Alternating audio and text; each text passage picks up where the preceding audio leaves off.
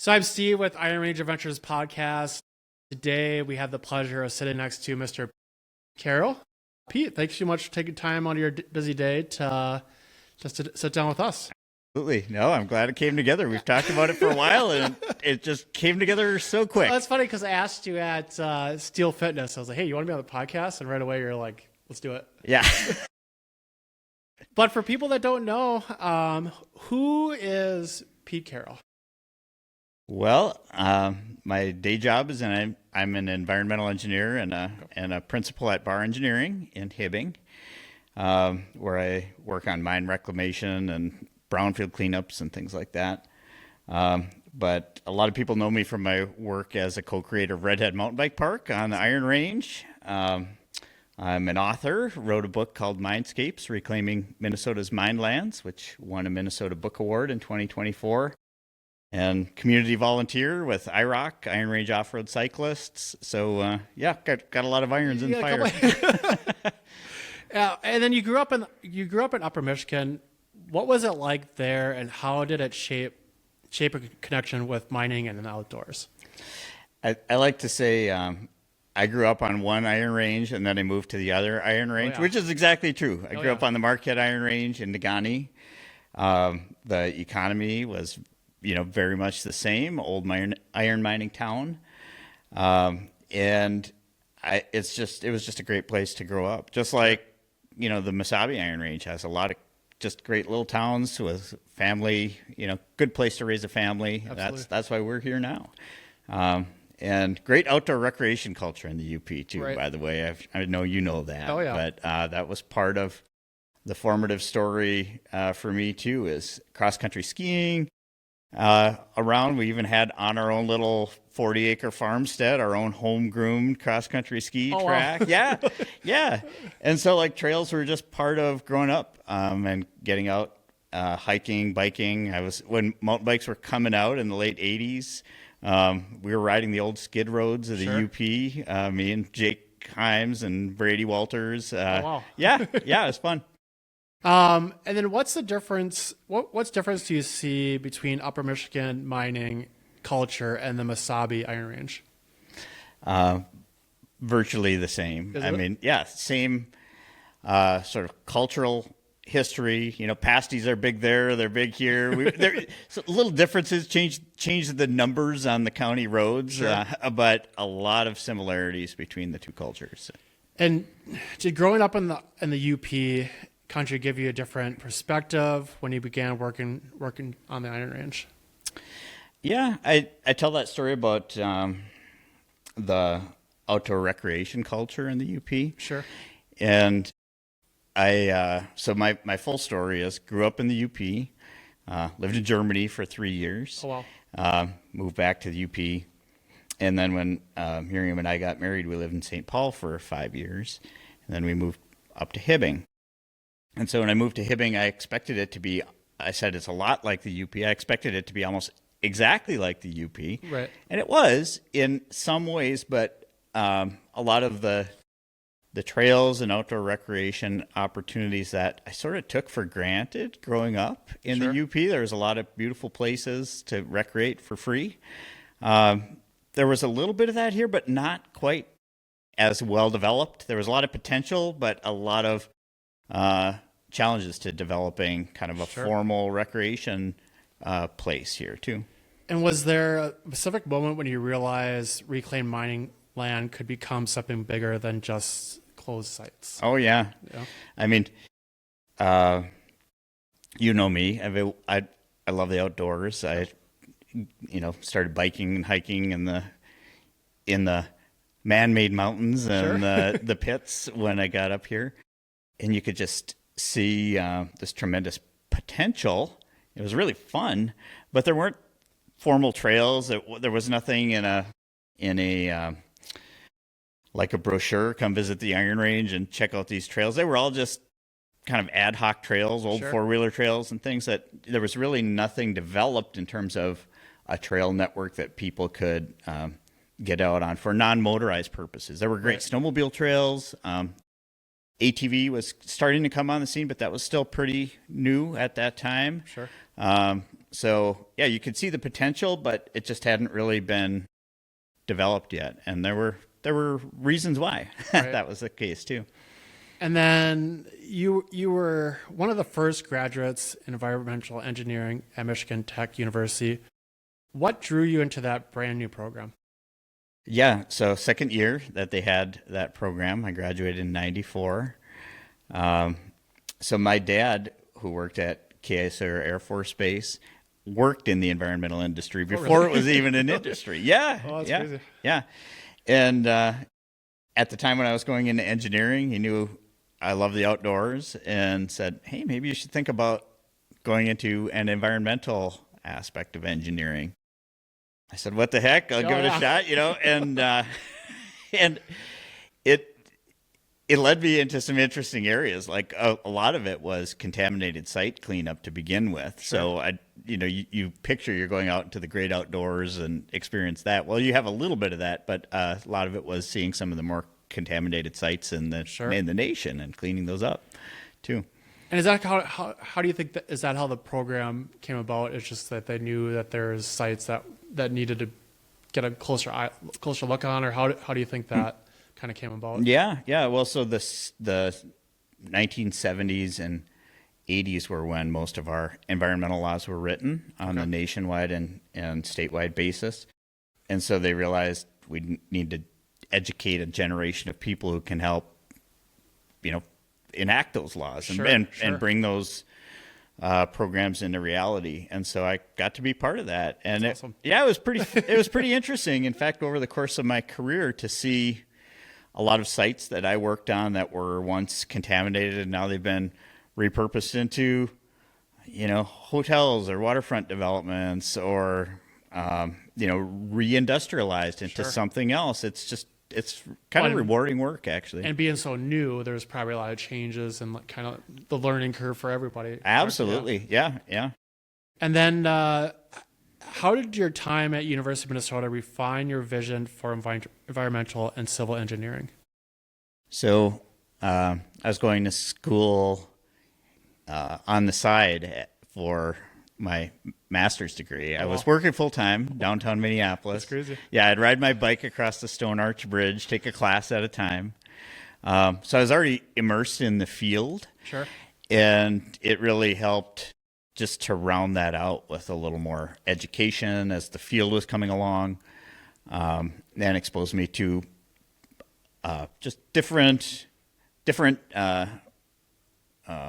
classes, different deeper ways of analyzing and thinking about things.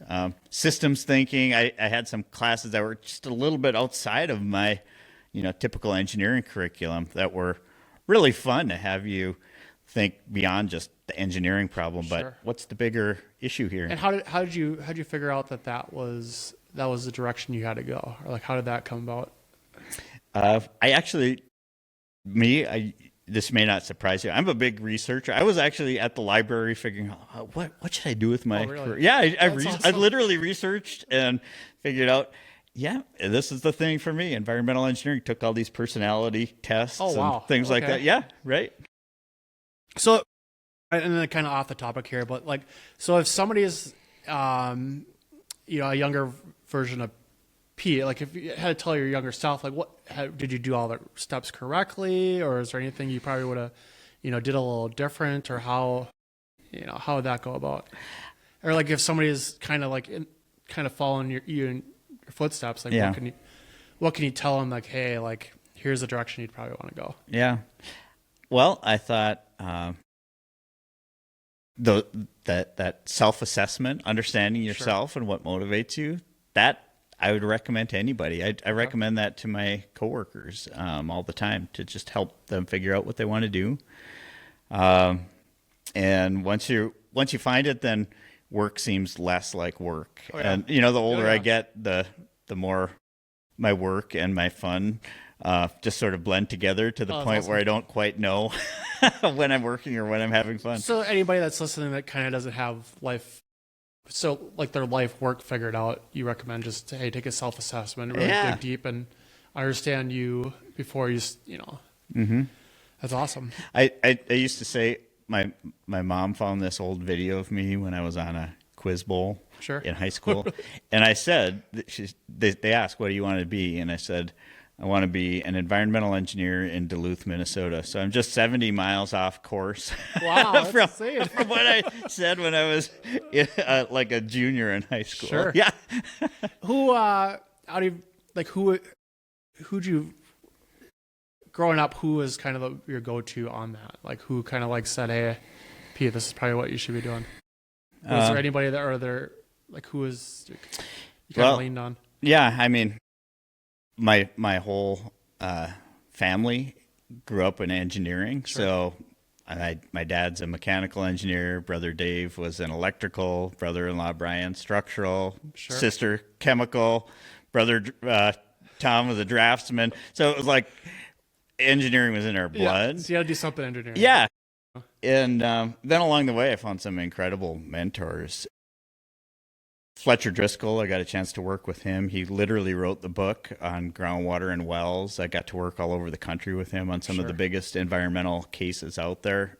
Fantastic mentor. Sure. Yeah. And then take us back.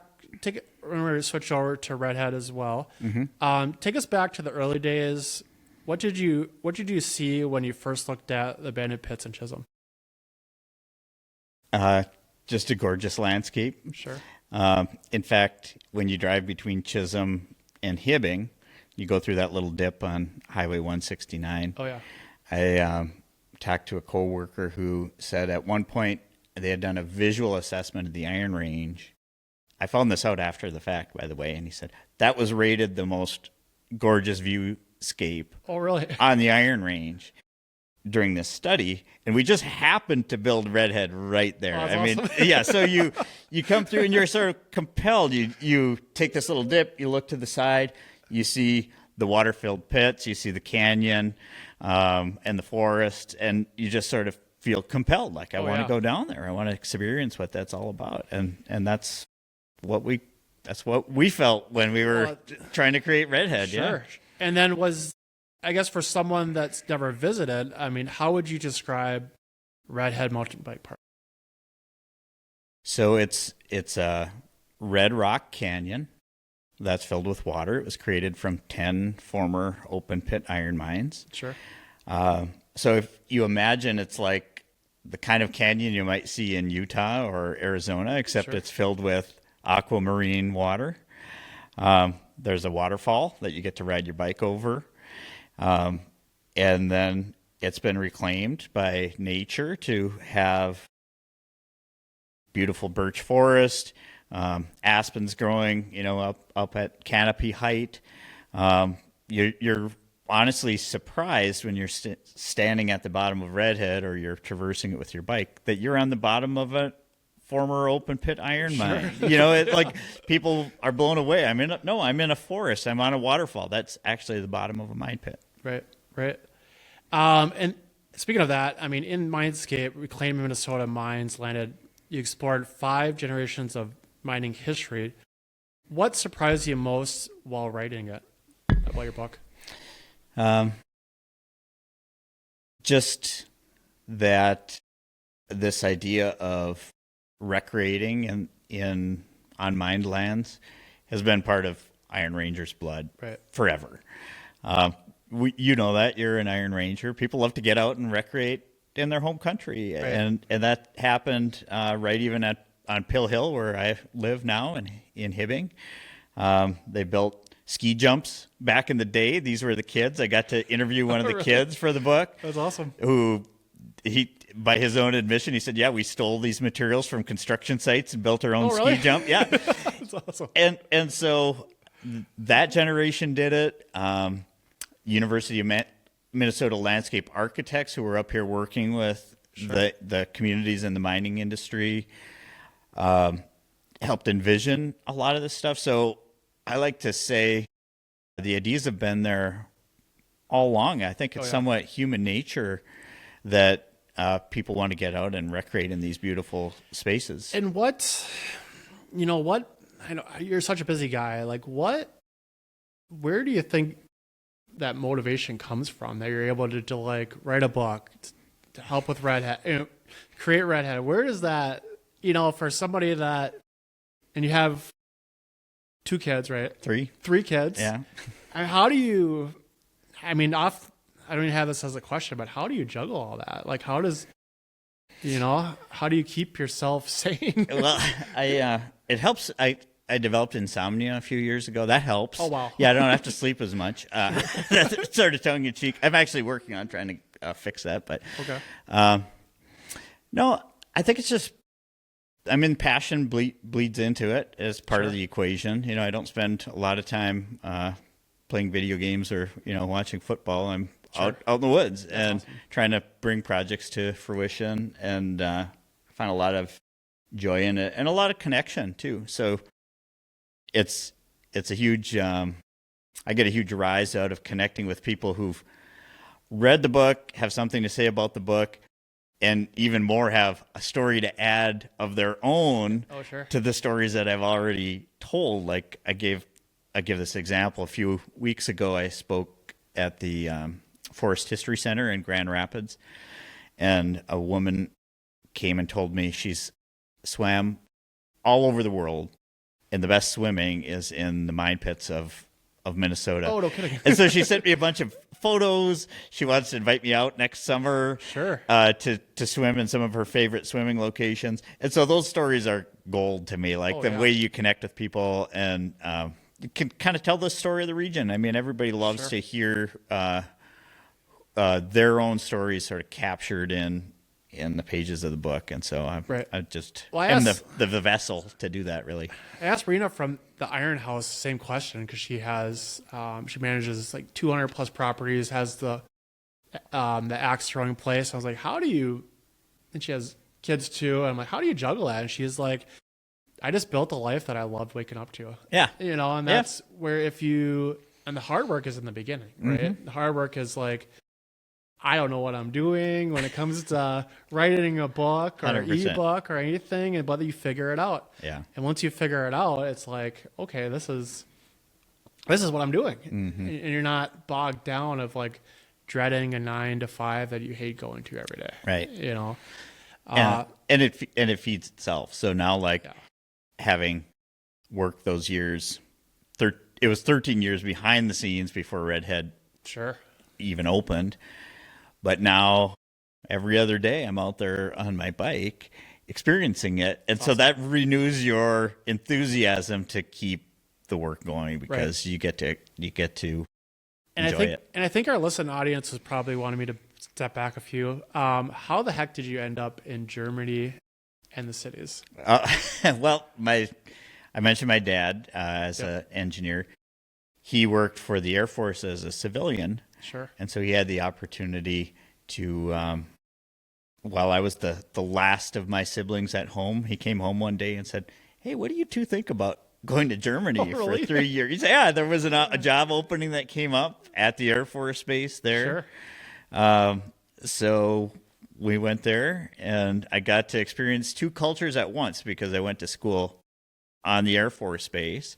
That was like a mix of every American you've ever met. So I grew up in this little mining town in Upper Michigan, and now I'm meeting kids from down south, kids from the inner city, kids from California, who I'd never experienced culture with. So that's a homogenized American culture on the Air Force Base. And then at night you go and hang out with the Germans, and that's a whole different thing, Awesome. Yeah. And that's awesome. And then we'll kind of reel back into the book as well. Why was it important to document the human side of mining and reclamation? That's how we're drawn into the stories, right? I mean, when I thought about writing this, I wanted to write the Redhead story. People asked me to write the Redhead story. Sure. And as I started working on that, I realized to fully tell that story, you had to say, well, what came before this? Why does the landscape look like this to begin with? So you're back in 1900 now, and we had to change this important law in Minnesota about mine pit fencing. why was that law there in the first place? Sure. And why was it important for us to change it to allow government-sanctioned recreational use inside the mine pit? So now you're in the 1950s, and what did mine reclamation rules have to do with this? So now you're in the 1970s and 80s. So it kind of emerged as like this history book. I didn't intend for it to go that way. Sure. But that was the complete story that had to be told. And then once you get to that point, you could tell a dry technical story. I mean, that would be probably my engineer-like tendencies to do that. Yeah. But to make it accessible to the general audience, it's great to have the human stories in there. And that's what's fun. And people love to talk about the important people in their lives who did work in this space. So it really animates people, and it carried the book. Right. Yeah. And then your wife, Miriam, has been called the unsung hero of both the book and Redhead. What role has she played behind the scenes? Every role imaginable. Yeah. I mean, she's the treasurer of IROC. She's takes part in photo shoots. We had a photo shoot from the New York Times last summer. Oh, really? Well, And she was in the New York Times riding Redhead and getting shot downtown Chisholm, with her bike. yeah.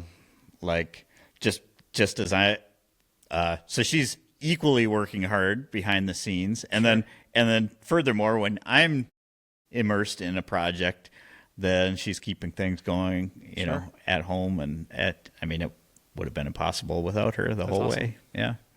And then you talk about the trails as economic drivers.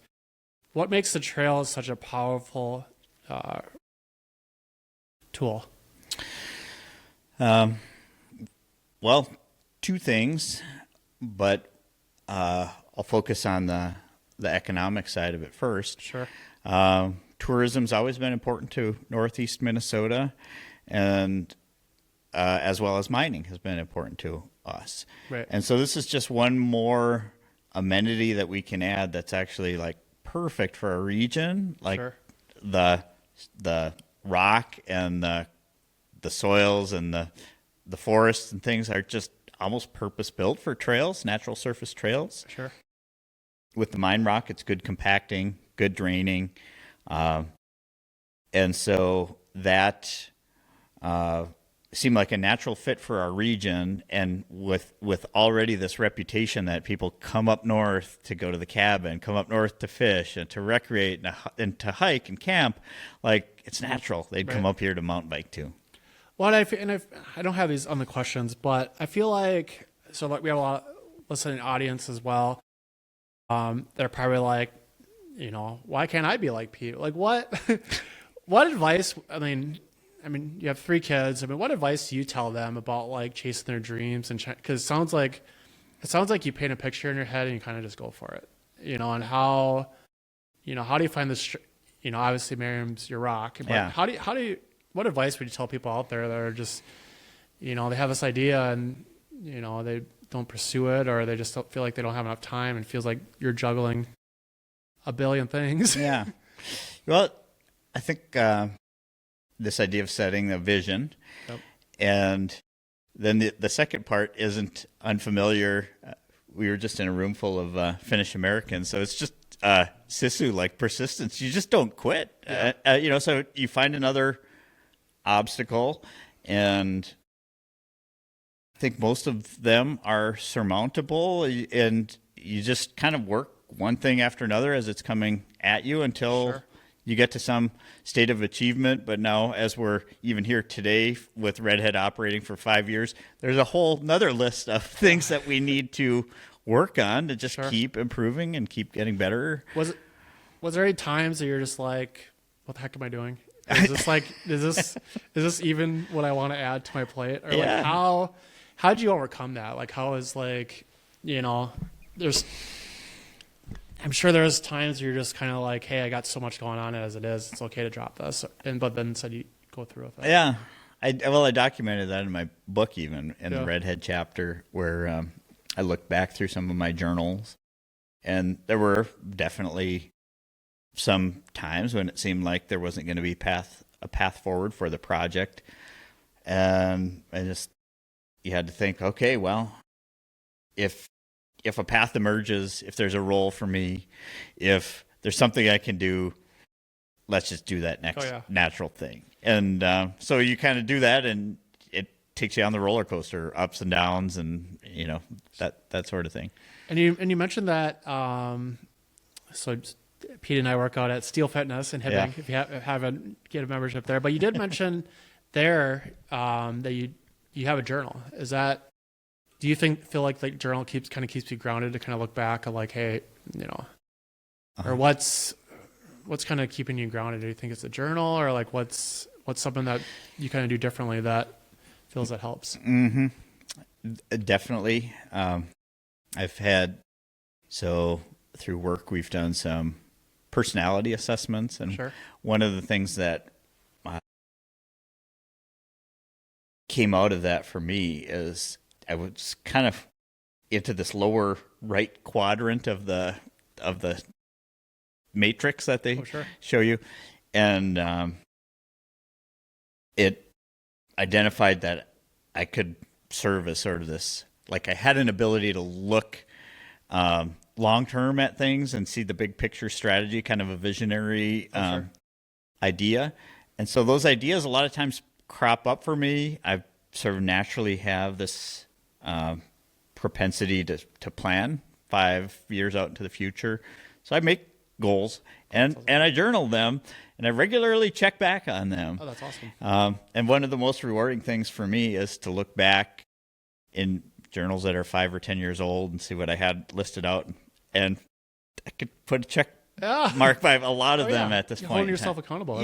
So it's just a tool for me. I mean, other people are gifted in other areas, and I by no means want to say that this was a project I accomplished on my own. That was a really important piece of this story too, is that so many people, from Jim Plummer to Jeff Schoenbauer to like, I can't even name them all if I were to start going through the list. The elected officials at Chisholm, the IRRR, that like so many people got behind the vision that it couldn't have been done with just one person. But that's another part of the story, is recognize when somebody else comes to you with passion and a good heart, somehow you have to flex to incorporate them into your vision and the project. And usually the project gets better because of that conjoined passion of you and the other person. And we had Steve, the mayor of Waback, on too, and he kind of mentioned that as well. I think we were trying to move one of these tables over, and he says, "Hey, it's a lot easier if all three of us move it rather than just one of us." Yeah. For like communities like the Iron Range or wherever, it's like you need a team of people that are passionate, have the same vision and goals to make things possible. Absolutely. And then, what lessons could other mining communities across the country learn from the Iron Range? I like to think that we're at the forefront of repurposing some of these mine lands, especially for recreation. Other areas specialize in industrial repurposing. That's important. Agricultural. Down in Appalachia, they're growing forests really well back on their mine lands.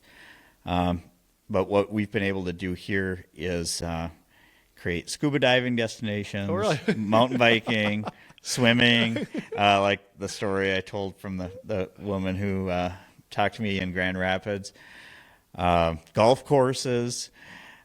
These are all like transformed mine lands. And that's sort of eye-opening to people that you can create these in mined areas. But I think it's a unique feature of the fact that we have our little towns dotted literally right on the iron formation. So people want to recreate close to home. They see the beauty of these reclaimed mine lands, and it sort of naturally emerges. Disc golf courses, another good example. I mean, I could just go on and on. Well, it's like, what would they, if nobody like you would have fixed them or turned them into something, they would have state as nothing. Yeah, You right, know? right. So that's pretty much all I got for those questions. But right now, we'll move over to. Have you watched our podcast at all? I listened to it. I did not watch it. No, yes. no, it's okay. We have. So one of the segments we like to do is the rapid fire questions. Yeah. Iron Range Adventure style. Yeah.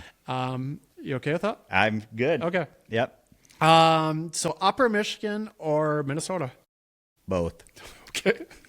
Snowmobile or mountain bike? Well, mountain bike is my passion. I'm all right with snowmobiling Okay. Coffee black or with cream? too. Black is what I do in the mornings. Okay. Yep. Sunrise over a pit lake or sunrise over Lake Superior? Again, I want to say both, but usually I experience the sunrise over the pit the most because when we aren't every other day at Steel Fitness, when I see you there, the off days are when I'm experiencing the sunrise riding my bike at Redhead. Yeah. And then flannel or Carhartt? Self-explanatory. Wearing the flannel today. ATV trails or single tracks? Well, single tracks are what I usually ride, but I've actually helped create ATV trails too. Okay. Yep. Okay.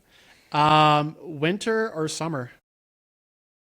People might be surprised. I'm going to say winter. Oh, really? Oh, yeah. I'm surprised. I love the cold. Oh, really? I love the cold, yes. And summer, I tend to melt above 72, but I'm good down to 20 below. And Pizza Finlander too. Pete, do you have a sauna at home? Yes. It helps. Yeah. I've got one at home and then one at the lake on wheels. Probably wouldn't get through winter if it wasn't for those. Hard hat or bike helmet? Both to that, too. Favorite range town? Ooh, so many good choices. I mean, I love Chisholm and the transformation of Chisholm. I love Hibbing because it's the hometown and it's just got gorgeous architecture. Bowabic and the outdoor feel of Bowabic. Oh, yeah. The businesses here in Virginia. I love to come here for fun days and get when it's 20 below and you can get inside the arboretum here and get to see the palm trees and stuff inside. That's a breath of fresh air. Right. So I too many to list. Okay. One word that describes Mindscapes. Surprising. Surprising. Okay. Book or podcast? I mostly listen to podcasts and books, but of course I read books too and write books. If Redhead had a mascot, what would it be? Richie Johnson. And I hope Richie is watching this. He's offered to be the mascot. Did he? Most underrated thing about the Iron Range? Quality of life. Absolutely. And never more so than during COVID, when everywhere else it felt like was really locked down, and our lifestyle here, especially if you're an outdoor enthusiast and you're out on the trails, like I agree. Our lifestyle changed minimally during COVID in comparison to other parts of the country, and I really feel thankful for that. And I left the hardest question for the end. Okay. Best pasty, UP style or Minnesota style? I think the most creative pasty place I've been is right on the border, actually, in Ironwood. Yeah, where you can get alligator pasty and really, yeah, okay. right, yeah. So, I have to probably say both, but yeah, there are some interesting renditions out there. And I had a Cornish pasty one time in Wales. Oh, really? Yeah, and that was also very interesting. Yeah. A pasty connoisseur. Yes. And then we'll deep dive questions, and then we'll wrap it up. I know you got a You know, you're a busy guy, so I appreciate you stopping by and being on the podcast. How do we honor mining heritage while building a recreational economy? I think they naturally go hand in glove, because when you're recreating on mine lands like at Redhead, or we talked about swimming or diving, you naturally wonder, well, how did this landscape come to be? Sure. And it was created by human hands. And so it tells the story of mining in a way that's different than if you're looking at a picture or you're in a museum, because you're literally physically there experiencing the landscape. You understand the scale of it, and you can't help but marvel at what the rangers have done in the past to get us to this point, to create that and, you know, mine the resource that literally created the skyscrapers in New York and helped us win World War II, and are probably the molecules in your car and my car today. So I honestly think they're entirely symbiotic with one another, recreation and mining. And then what responsibilities do engineers carry when shaping landscape that outlive them? It's a great question. I think just having that thoughtfulness that what you're building isn't just for today or just for the project, but for the culture that's coming behind you. I think engineers take that pretty seriously too. I mean, we get trained on that, and I work with some really great people who take that work very seriously. And then is like the rival through recreation sustainable long term? Can you repeat that one? Is economic rival through recreation sustainable long term? Economic revival through recreation. Yep. I actually have my thought on that is that you need a balanced economy, because if you were just a tourist destination and your busy season is the summer, a lot of those places have to close for winter, right? And so you need an economy that's got industry, and it's got good commercial offerings and great places to live, residential, and it's got recreational. And so that's what I think creates a whole sort of thriving circular economy that sustains people as a whole. Sure. And I guess when someone visits Redhead for the first time, what do you hope that they feel? I hope they feel, well, for one, I hope it's a ton of fun, like the roller coaster experience of riding. Most people have that. But something that I hear a lot of people say is they feel this sense of sort of renewal or inspiration too, because of the environmental nature's power of reclaiming that landscape. A lot of people tell me that you don't often hear environmental good news stories these days, but the mine reclamation story and the transformation that has occurred at a place like Redhead, people take inspiration from that. And then I guess for our listening audience too, what's one piece that you hope that everybody gets out of the things you're doing? Like hope everybody gets one takeaway of it. Kind of that idea that mining and recreation can coexist, be complementary of one another. We're playing it out in real time on the landscape here. And that's just what I think it comes down to, is sort of the human story of like, that's why our towns were put here in the first place. Now we're diversifying that economy to include some of these other things, but it's still like it works together. It's people working together. And I think that's a unique and inspiring story. That's why Bike Town, the movie, if you haven't watched it, that's why they came to find us, because they said, oh, where else in the country are people doing things where there's unexpected partnerships between like industry and the community and people in government to try to make projects happen. They were from Bellingham, Washington, where the story was around logging and mountain biking. And they found us because our story was about mining and mineland transformation and mountain biking and recreational economy. Sure. So, yeah, check out Bike Town. And then I guess, so I did a poll on my Iron Range Adventure group. I did a poll on like, you know, if you could describe the Iron Range in one word, what would you, you know, how would you say it? And the responses were like so. There's such good responses and so negative responses. Yeah.